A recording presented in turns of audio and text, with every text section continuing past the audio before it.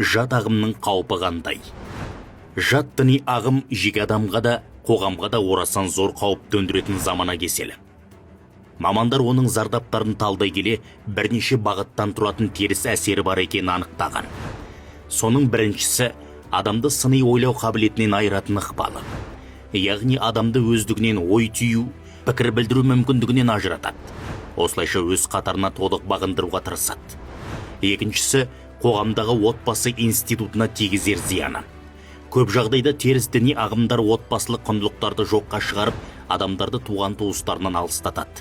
Үшіншісі, экстремизм мен радикализмге итермелеу арқылы қоғам ішіне бүлік салады. Кейбір теріс ағымдар діни фанатизмді насихаттап, қатысушылардың заңсыз әрекеттер жасауға көндіреді. Төртіншіден, қоғамдық тұрақтылыққа қауіп төндіруін атауға болады. Мұндай ағымдар халық арасында әрткі салып, ұлт бірлігіне зиянын тигізеді. Бесіншіден, білім мен ғылымды жоққа шығарады. Яғни заманауи білімді терістеп, жастардың интеллектуалдық дамуын тежейді.